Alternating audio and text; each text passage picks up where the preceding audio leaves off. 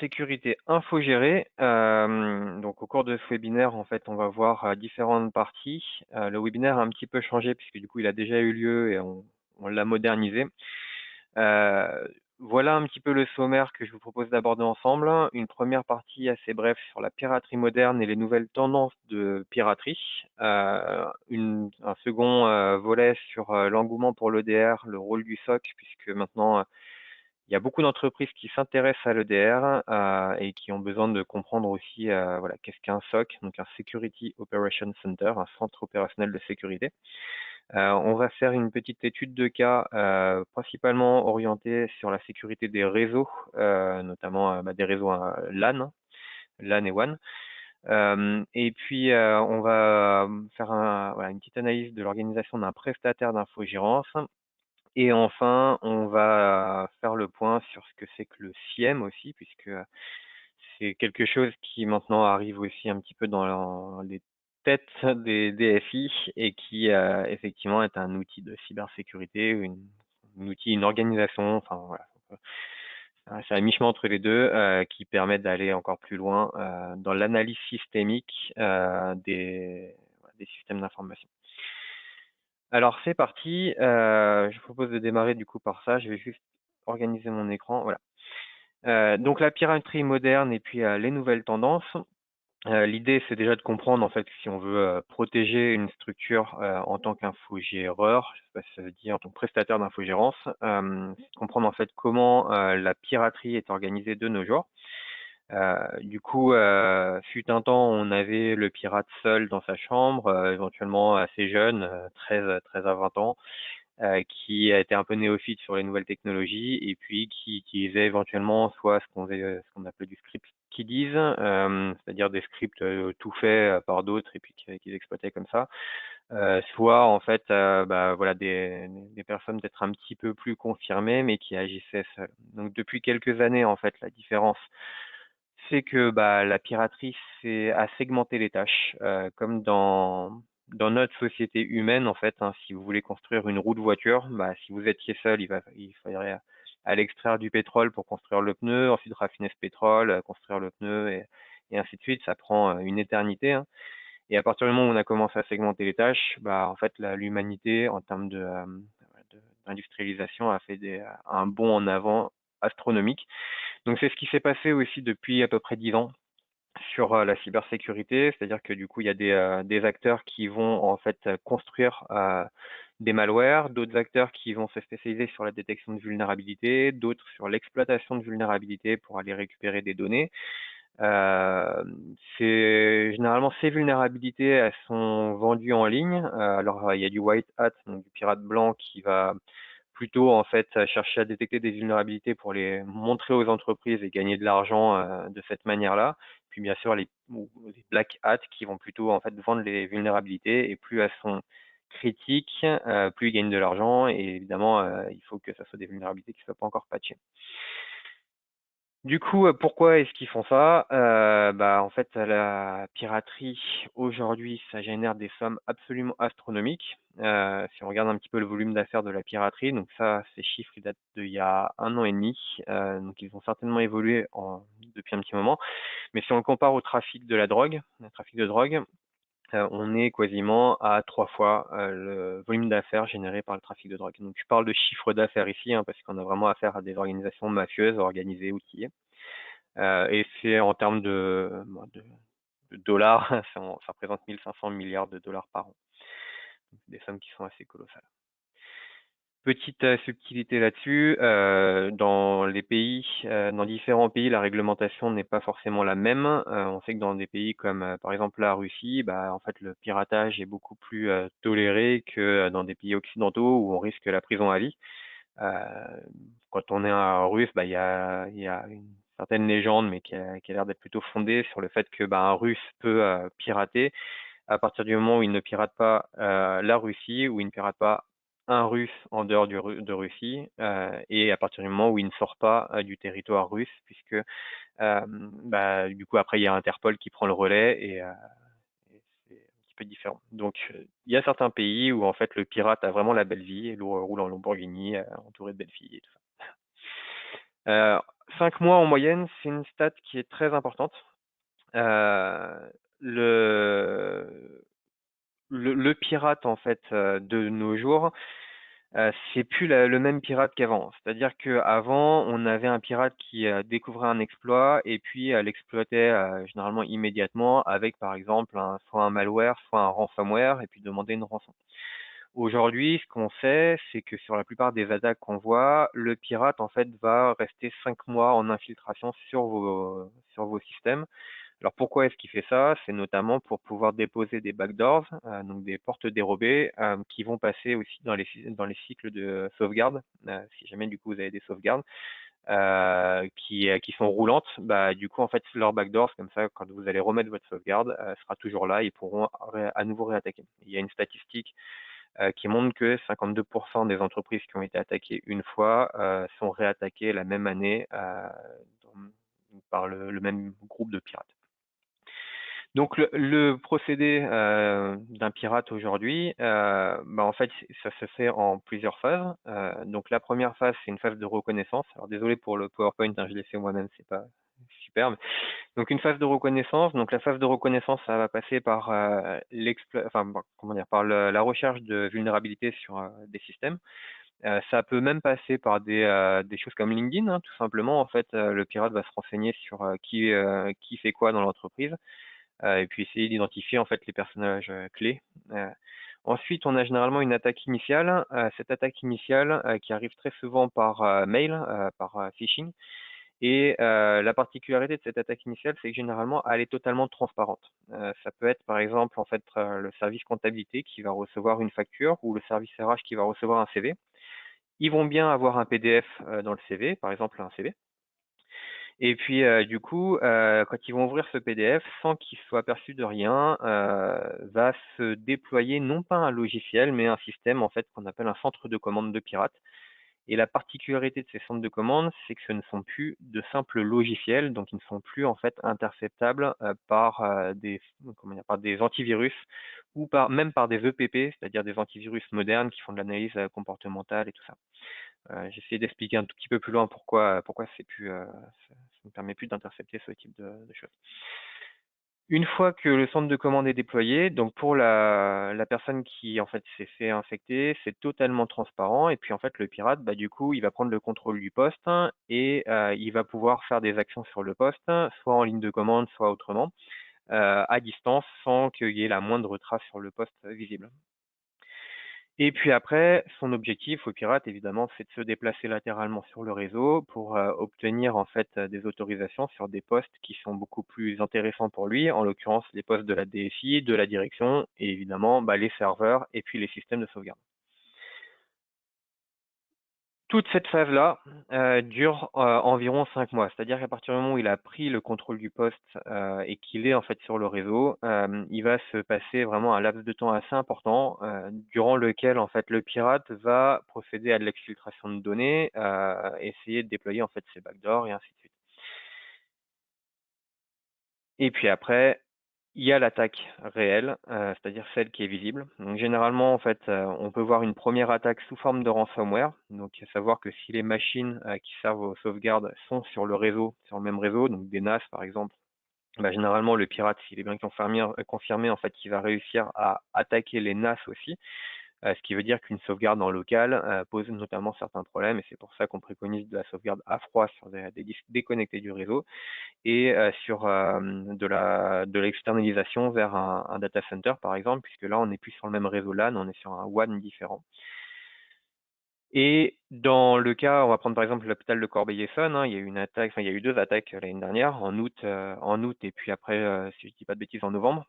Donc le même groupe de pirates suspectés, donc Logbit, hein, un groupe de pirates prétendument russe, qui du coup bah, en août déploie un ransomware, paralyse en fait l'intégralité du système et puis donc gestion de crise au niveau de l'hôpital et quelques mois plus tard exfiltration de données. Alors l'exfiltration de données a certainement eu lieu du coup en amont, hein, mais du coup la deuxième attaque c'est une archive de 11 gigas de données avec des données voilà, qui sont très sensibles qui se retrouvent sur internet et une nouvelle demande de rançon. Donc pour éviter en fait de rentrer dans ce cercle vicieux, parce qu'une fois que le pirate a les données, bah, concrètement il peut faire chanter plusieurs fois, revendre ses données, enfin voilà, monétiser au maximum en fait ce qu'il a récupéré. Bah, en fait c'est en ça que du coup on essaye de venir combattre, ces démarches-là, avec des outils de cybersécurité et puis de la sécurité infogérée, donc par un prestataire, un intégrateur. Deux derniers points pour qu'on puisse parler de la même chose. Quand on rentre dans l'univers de la cybersécurité, on entend généralement parler du MITRE ATT&CK. Donc en fait, le MITRE ATT&CK, c'est un référentiel qui référence entre autres en fait, les différentes briques qu'on peut retrouver fréquemment dans une cyberattaque. Là, on peut voir par exemple rootkit, two-factor authentication and interception, lateral movement, donc je sais plus exactement où est-ce qu'il est ils sont ici en fait dans la catégorie, je sais pas si vous voyez mon curseur.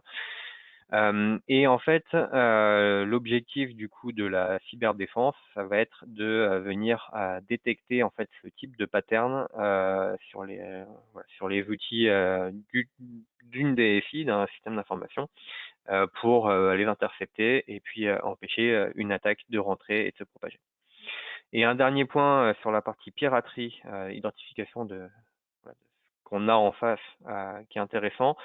Donc là, en fait, on a un graphique de l'ANSSI, l'Agence nationale de sécurité du système d'information, qui date de 2020, sur lequel, en fait, on voit que la cible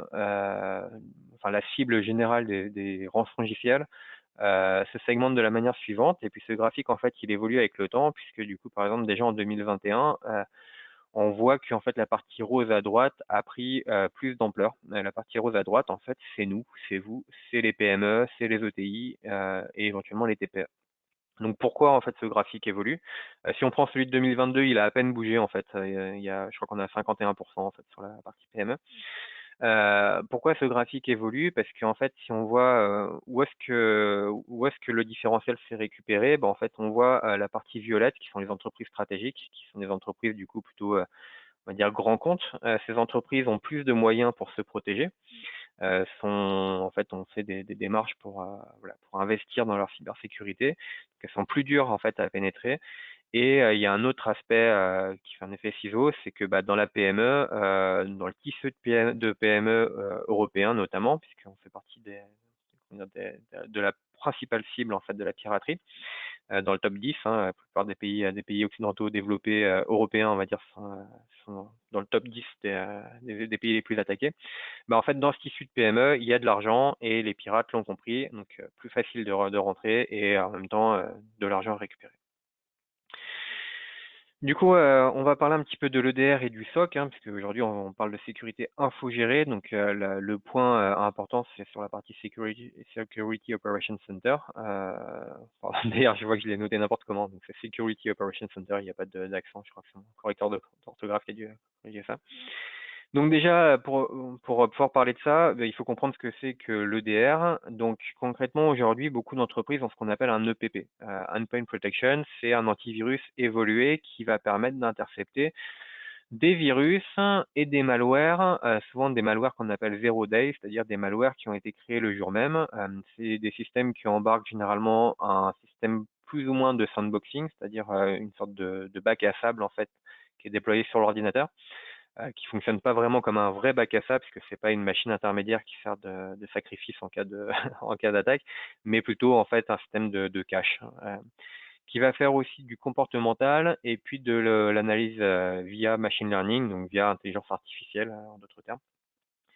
Et ça permet de détecter des logiciels malveillants en exécution sur le poste.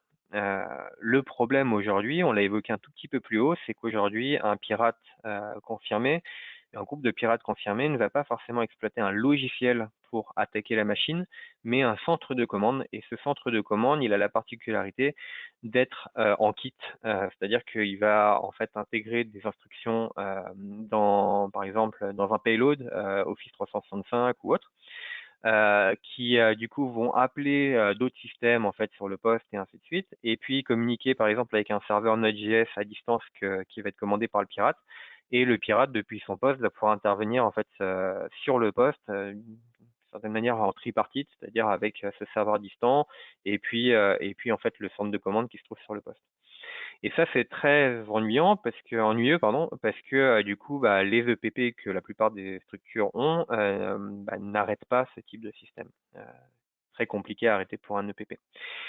Donc la manière technologique de répondre à cette nouvelle forme de piraterie, hein, c'est l'EDR, donc Endpoint Detection and Response. Donc c'est une autre couche technologique qui vient compléter l'EPP.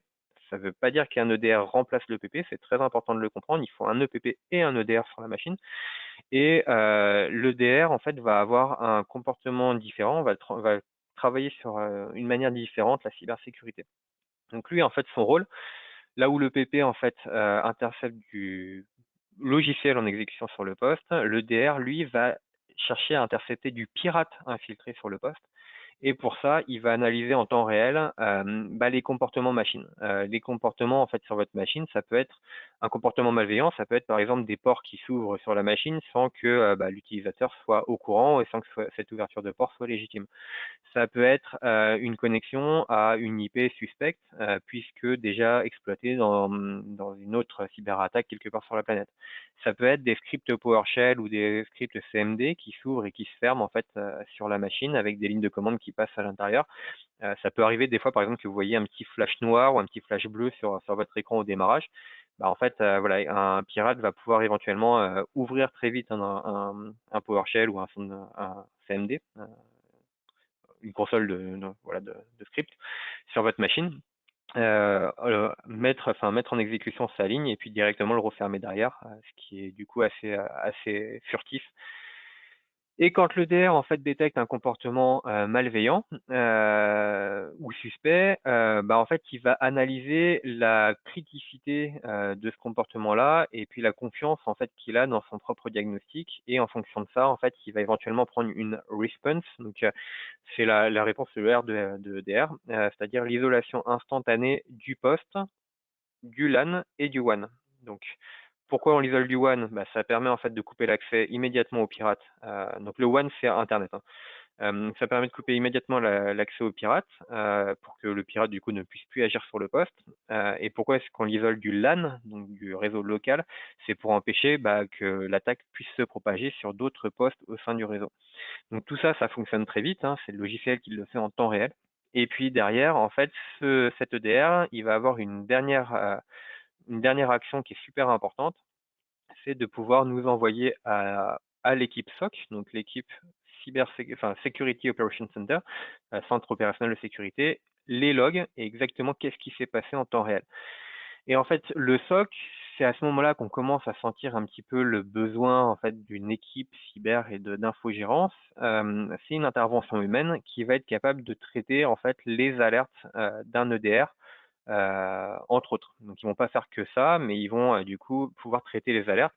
Et dans ces alertes, bah, il faut bien comprendre qu'un EDR, c'est très critique parce que si par exemple un EDR vous détecte en fait des choses sur l'intégralité de votre parc informatique qui sont suspectes, mais qui sont légitimes, bah en fait potentiellement lui il va pas forcément comprendre si c'est légitime ou pas, et il peut potentiellement isoler d'un coup tous les ordinateurs de votre flotte. Donc ça veut dire que d'un coup, en fait, vous avez toute l'entreprise qui se retrouve privée de leur informatique et le SOC en fait doit intervenir extrêmement rapidement. Donc là, en l'occurrence, nous, par exemple, on a une GTI d'une heure, hein, c'est ce qui se fait de plus rapide, je crois, sur le marché, une garantie de temps d'intervention une heure. Et dans cette intervention, en fait, le SOC va avoir soit dans le meilleur des cas, donc un traitement de faux positifs à gérer, c'est-à-dire que l'attaque bah, est faux positive et du coup on va simplement en fait libérer les postes concernés. Soit on va du coup bah, voir que c'est une vraie cyberattaque et dans ces cas-là, on va contacter immédiatement les personnes concernées pour action. Voilà. Et le SOC par contre s'arrête là, c'est-à-dire que concrètement il va contacter, prendre la main dans le sac en fait le pirate et expliquer du coup à la DSI, à l'équipe DSI ou à l'entreprise qu'est-ce qu'il faut faire. C'est-à-dire que si par exemple il faut formater un poste derrière parce que il a été vraiment affecté et que même avec un scan antivirus et tout ça, ça résoudra pas le problème, le SOC s'arrête en fait simplement à prendre la main dans le sac. Après par contre on peut faire des actions mais sur prestation, s'il faut formater un poste ou autre. Donc là, moi-même, quand on m'a présenté, il y a ça un moment de ça, en fait, le DR, j'ai tout de suite posé une question, c'est comment est-ce que en fait, un SOC peut intervenir sur un poste qui a été isolé du réseau LAN et du réseau WAN? Le poste est censé être isolé complètement d'internet. Donc en fait, c'est explicable puisqu'en fait l'EDR va agir sur le poste de manière software, c'est-à-dire que concrètement, il va en fait fermer tous les ports du firewall de l'ordinateur, sauf un qui va être aléatoire et qui va permettre de communiquer avec le SOC. Donc en fait, le poste est quasiment totalement isolé du réseau, mais il y a juste un tunnel en fait qui est conservé pour que du coup le poste puisse communiquer avec le SOC. Donc là, en fait, l'EDR, lui, il va vraiment s'appuyer sur le MITRE, hein, puisque à chaque fois qu'en fait, il va générer une alerte, on va voir que on est en bas à droite. Vous voyez, en fait, lateral movement, ça fait partie en fait des patterns MITRE persistance, pareil, tout ça. Et derrière, le SOC va avoir, en fait, quand on rentre dans nos coulisses, hein, bah, il va avoir, en fait, sur sa console, apparaître un schéma d'attaque. Donc là, en l'occurrence, on voit, en fait, un poste qui est incriminé, la desktop evac 33C. Et sur ce schéma d'attaque, il voit, en fait, qu'est-ce qui s'est passé déjà d'un premier coup d'œil, en fait, si c'est du coup un PowerShell qui a été lancé ou autre.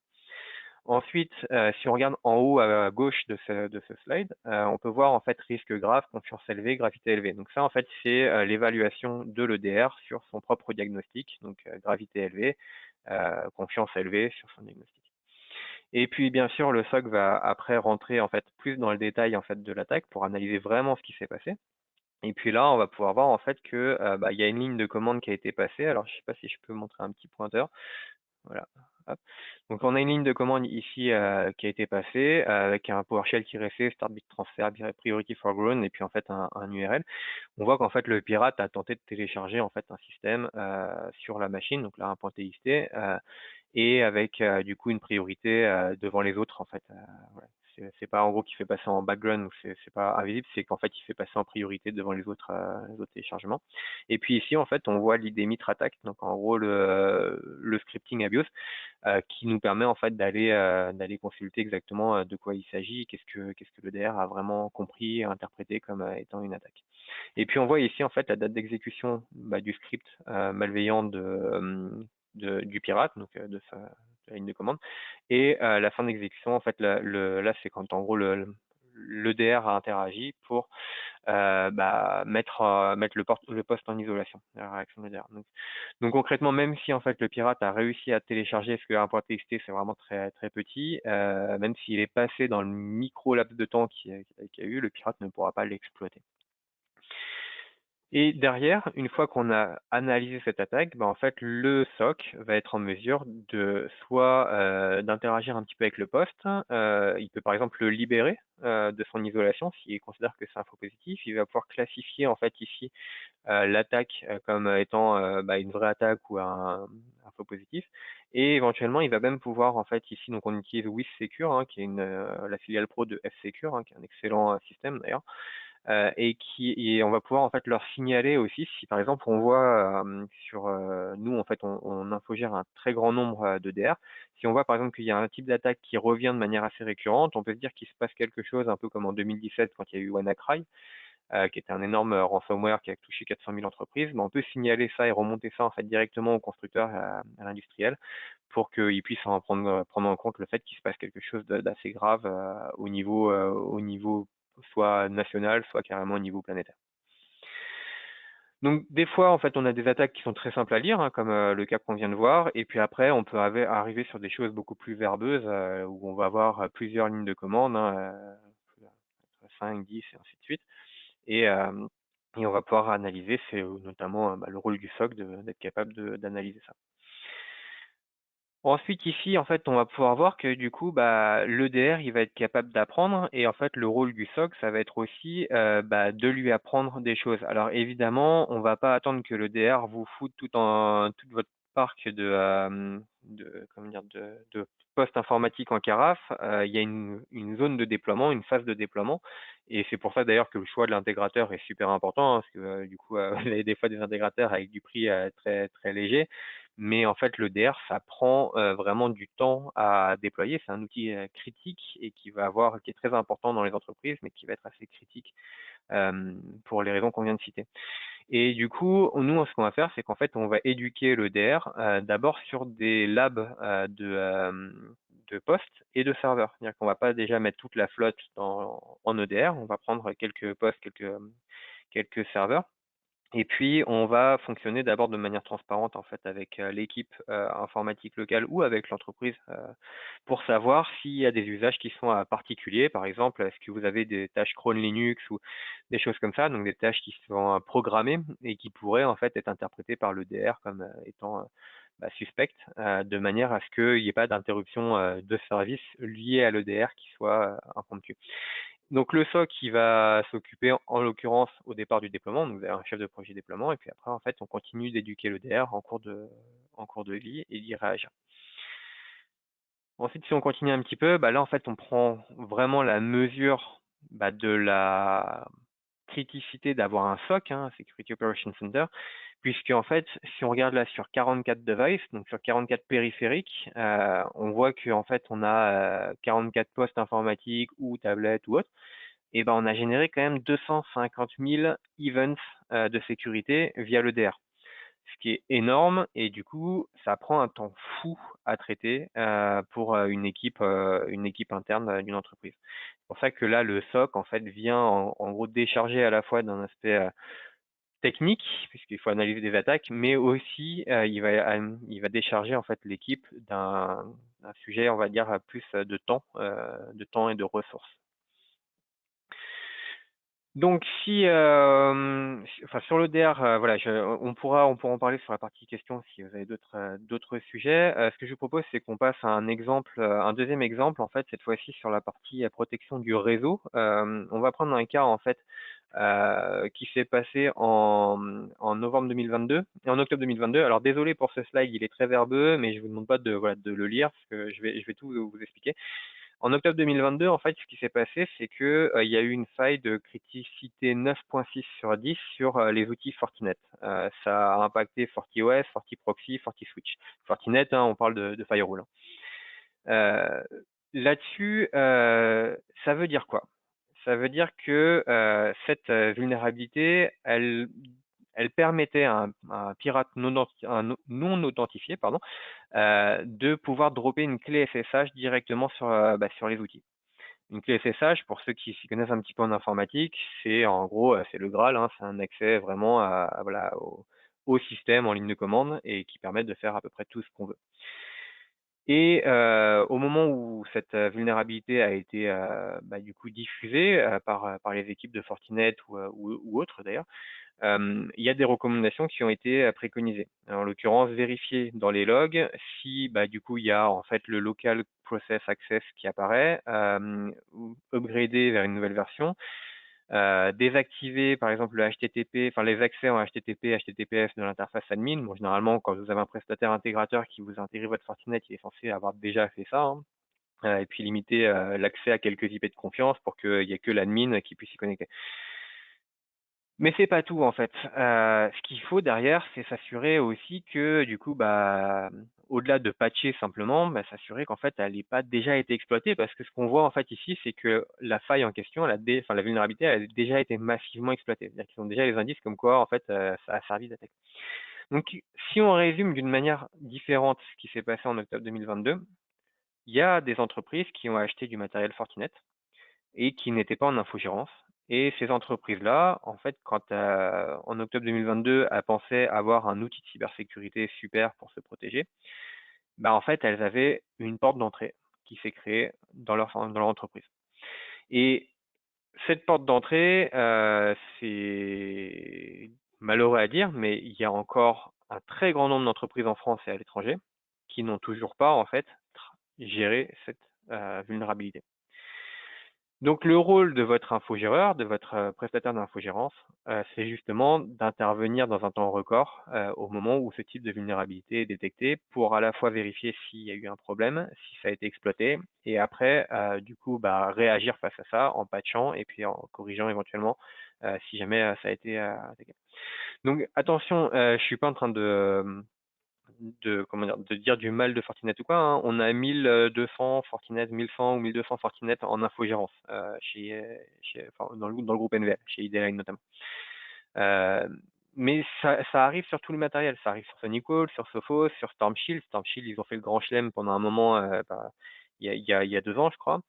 Enfin voilà, donc ça veut dire qu'en gros, le rôle de l'infogérance vient vraiment prendre voilà, son aspect important à ce niveau-là.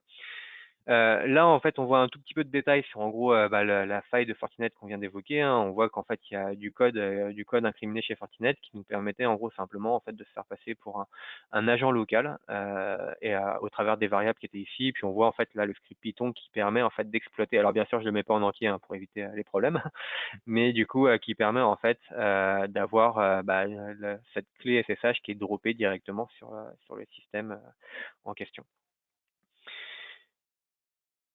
On va aller maintenant voir un petit peu comment un prestataire de cybersécurité est organisé pour gérer en fait vos systèmes de sécurité. Donc déjà, qu'est-ce qu'on peut gérer? On peut gérer plein de choses, hein. On peut gérer du coup de l'EPP, on peut gérer de l'EDR, on peut gérer du Fortinet, on peut gérer de l'anti-spam, on peut gérer du système de mot de passe, de gestion de mots de passe, on peut gérer de la sauvegarde. On peut gérer un certain nombre de choses, du multifacteur authentification, donc de la double authentification sur les firewalls et tout ça. Et pour ça, en fait, quelle est la différence entre un prestataire d'infogérance et puis une entreprise, hein? C'est que le prestataire d'infogérance, il va avoir toute une organisation pour pouvoir en fait justement appliquer son infogérance. C'est son métier, il est censé faire ça en fait en temps réel et tout le temps.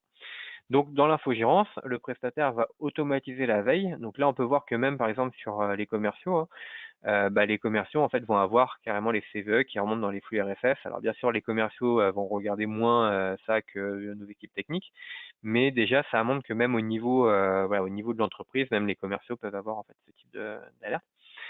Votre prestataire, il va être audité par des organismes extérieurs qui vous assurent, en fait, qui vous permettent de vous assurer que ils sont déjà organisés, staffés, avec des gens qui ont les compétences techniques pour le faire, la ressource nécessaire, c'est-à-dire est-ce qu'il y a assez de personnes qui sont en mesure de traiter ces points-là qui peuvent intervenir euh, pour gérer votre infogérance. Donc en l'occurrence, nous au niveau du groupe NVL, par exemple, on a une ISO qui est vraiment importante quand vous choisissez un partenaire de sécurité, c'est la ISO 27001. Donc ISO 27001, si on lit ici en fait le titre de l'ISO, c'est Information Security Management, donc encadrement de la sécurité des données. Quand vous cherchez un prestataire de cybersécurité, c'est vraiment ça que vous devez demander comme ISO. Et puis il y en a un autre, en fait, c'est un label plutôt du gouvernement, donc celui-là il est vraiment poussé par l'ANSSI, l'Agence nationale de sécurité du système d'information.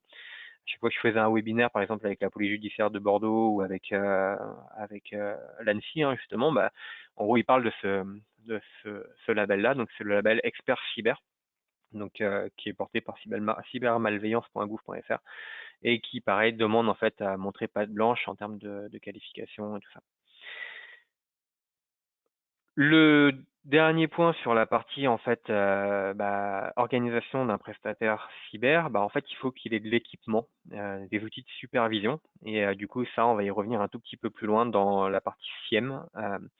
Donc oui, il y a quand même un dernier sujet qui est intéressant d'évoquer, c'est que un prestataire d'infogérance, il va avoir une certaine expérience. C'est bien de sortir de l'école et puis d'avoir manipulé du Storm Shield pendant par exemple, enfin, je sais pas, enfin, les périodes scolaires, on va dire, dans le supérieur. Mais c'est beaucoup mieux quand vous avez géré un certain nombre d'équipements pendant longtemps et que vous avez pu voir en fait des cas qu'on voit pas forcément à l'école. En l'occurrence, nous, ça fait à peu près, alors j'ai mis 10 ans, mais je crois que ça fait plutôt 14 ans maintenant qu'on fait de l'infogérance. On a plus de 2000 firewalls en infogérance et puis du coup, on peut voir par exemple ici un peu quelques marques qu'on exploite, hein, WatchGuard, donc système américain, il y a 800, à peu près 800 WatchGuard en infogérance chez nous et puis 1100 Fortinet ou 1200 je crois maintenant. Euh, et puis, quelques exemples, hein. Par exemple, j'ai Dimat, il y a 500 points de vente en France. En fait, on a une infogérance sur les différents magasins, des filiales du Crédit Agricole aussi. Enfin, voilà, on peut travailler avec vraiment tout type d'entreprise et on ne fait pas que des gros comme ça. On va faire aussi, par exemple, des entreprises qui vont avoir 10, 20, 30, 40 salariés et qui nous confient aussi leur cybersécurité puisqu'ils n'ont pas les ressources en termes de personnel en interne, ni les compétences, ni voilà, les équipements et tout ça. Donc quand on déploie par exemple un système de cybersécurité chez un client, généralement on va déployer en fait un boîtier, là par exemple on a l'exemple d'un ID Secure Premium, donc c'est un système qui se base sur WatchGuard, ce qui va en fait permettre de faire la sécurité du réseau, l'antivirus, anti-malware, anti-cryptolocker ou ransomware, donc avec les couches de ce qu'on appelle l'APT blocker, Advanced Persistent Threat Blocker, menace avancée persistante blocker, qui va permettre de gérer aussi à distance via nos équipes la maîtrise de la bande passante, d'optimiser les flux de bande passante, de faire ce qu'on appelle autrement aussi de la QoS, mais aussi du SD-WAN, donc de la répartition de charges entre différents liens. Et puis aussi de gérer des briques de mise en conformité, notamment la loi française vous demande d'archiver en tant qu'entreprise les logs de connexion de votre entreprise. Alors pourquoi est-ce qu'il vous le demande? C'est parce que dès lors que vous fournissez Internet à des tiers, vous êtes considéré comme un fournisseur d'accès à Internet et vous tombez sous les mêmes lois en fait que sous les mêmes contraintes que ce type d'acteur. Et puis d'anonymiser en plus ces logs pour RGPD. Donc là, c'est pareil, en fait, dans ce type de système. En gros, les logs remontent directement sur nos data centers chez ID-Line. Et puis, ils sont anonymisés à la volée pour RGPD et on gère en fait toutes les couches ici de paramétrage et de gestion de la vie courante en fait du système, notamment le patch des CVE, mais aussi en gros les outils de sécurité quand il y a des tentatives d'attaque. On va passer sur le SIEM. Donc le SIEM, il y a un gros point d'interrogation dans plein de têtes de DSI en ce moment. Qu'est-ce que le SIEM? Est-ce que je dois en mettre un en place ou quoi? Donc nous, en fait, on fournit du SIEM, mais plutôt dans nos offres d'externalisation SI, donc externalisation système d'information. C'est quand on héberge en fait les serveurs de nos clients sur nos data centers. Donc on va parler un petit peu de cet aspect-là. En fait, qu'est-ce qu'on fait du coup au niveau du groupe? C'est que on propose en fait de l'externalisation ici. Donc l'idée c'est quoi? C'est qu'en fait, alors on a un graphique qui est un petit peu compliqué à comprendre, mais je vais essayer de l'expliquer. Donc ici en fait vous avez un sinistre qui a lieu, et puis là en fait à droite vous avez la durée pour restaurer le service, c'est-à-dire le temps d'indisponibilité de votre informatique, et à gauche la durée de perte de données, c'est-à-dire combien de jours, combien d'heures, combien de secondes de données vous avez perdu. Et donc dans une entreprise en fait, on va dire qui a pris un peu de retard sur son informatique, on va plutôt être sur cette partie haute, c'est-à-dire que s'il y a une cyberattaque, s'il y a un incendie, s'il y a une panne, il va falloir en fait soit racheter un serveur, l'installer, remettre des sauvegardes, éventuellement réinstaller des logiciels pour les entreprises qui n'ont pas encore passé le cap de la virtualisation. Bon, elles sont rares maintenant. Et puis du coup, ils vont avoir une perte de données qui peuvent être significative, jusqu'à 36 heures ici en arrière et 72 heures de taux d'indispo. Et en fait, nous, on va essayer d'amener en gros les entreprises jusqu'à en fait ici, c'est-à-dire en gros en cas d'incident quel qu'il soit, tous nos investissements en fait convergent pour amener en fait nos clients à ce niveau-là, c'est-à-dire avec zéro perte de données. Et puis un RTO, donc un temps de remise en condition opérationnelle, qui va être de 2 heures maximum. Donc on a même un PCA, hein, on va voir juste après comment on s'y prend. Donc pour ça, en fait, qu'est-ce qu'on fait? Généralement, on déploie en fait les serveurs de nos clients sur nos data centers, qui sont schématisés ici de manière assez simple. Et sur nos data centers, ici, en fait, entre par exemple le data center numéro 1 et le data center numéro 2, on va avoir de la réplication synchrone, ce qui veut dire qu'en fait, une information qui arrive par Internet va être du coup écrite en temps réel sur les deux bâtiments. C'est pas un bâtiment qui se réplique sur l'autre, c'est vraiment que l'information arrive et est écrite des deux côtés en même temps. De cette manière-là, en fait, même si vous avez une base de données, il n'y a pas de question de réplication vers l'un ou l'autre. On est sur du métro cluster là, et du coup, en fait, on a ce système de réplication synchrone qui permet que si jamais on a un bâtiment complet, par exemple, qui part en fumée, là, en fait, pour vous, c'est transparent puisqu'on continue à tourner en fait sur un autre bâtiment.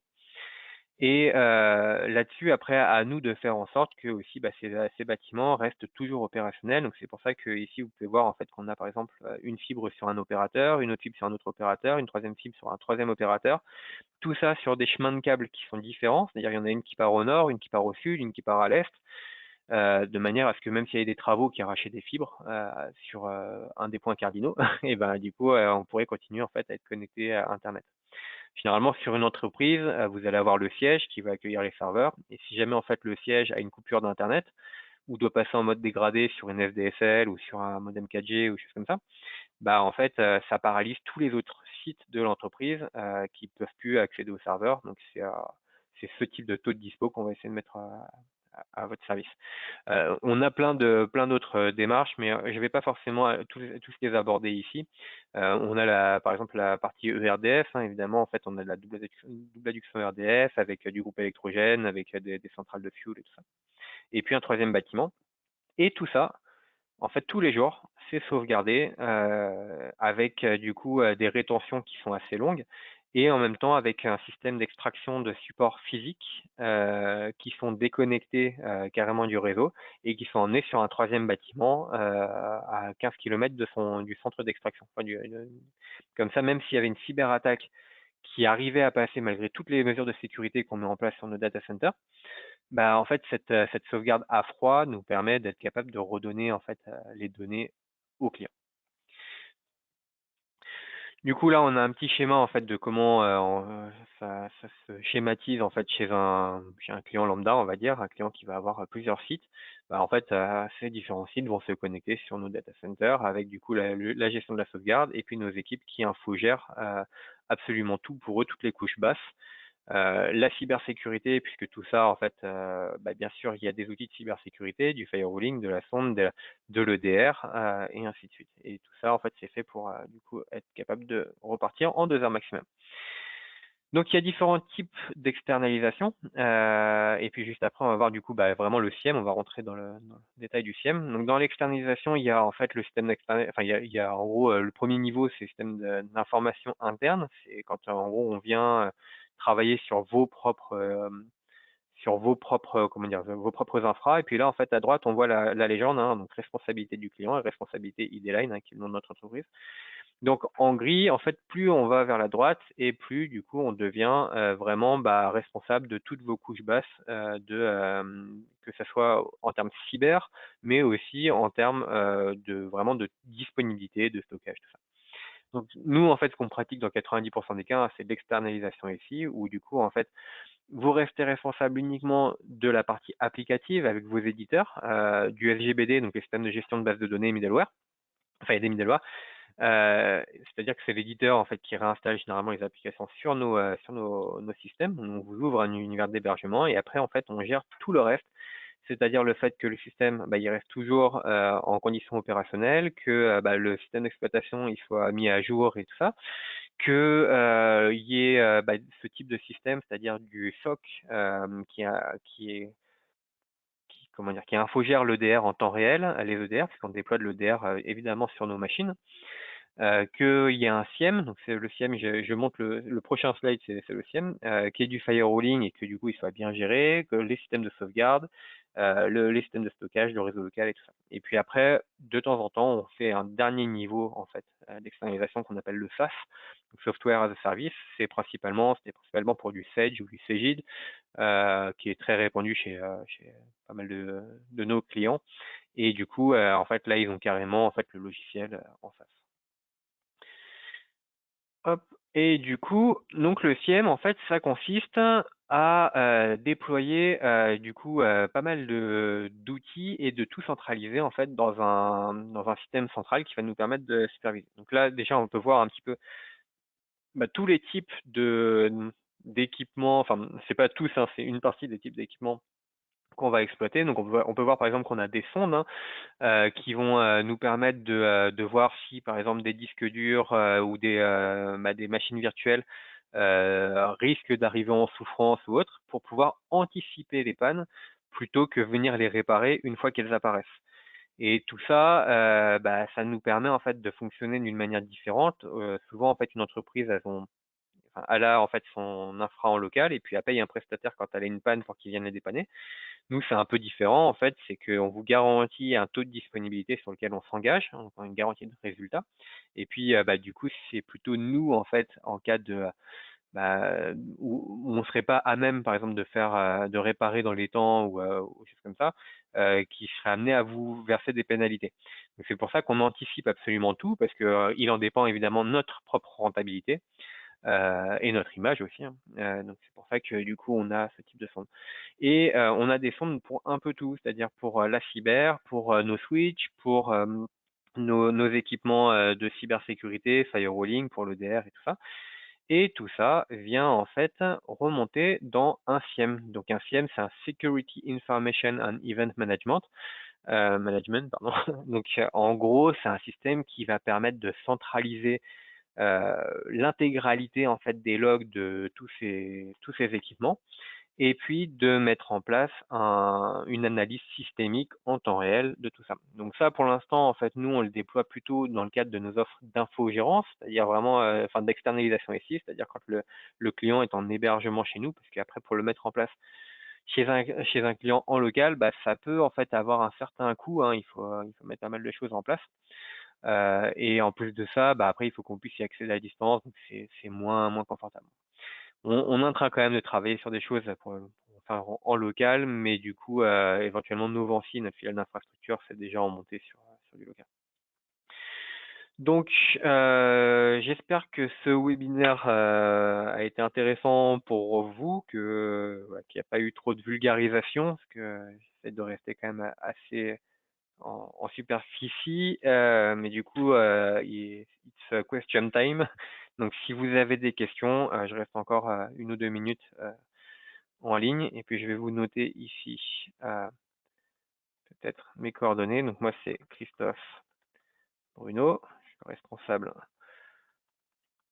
commercial de ID-Line. Sur le 33, enfin en gros tout le sud, toute la partie basse du sud-ouest, donc du 33 jusque 64-65, et puis jusque 47, 24, 40.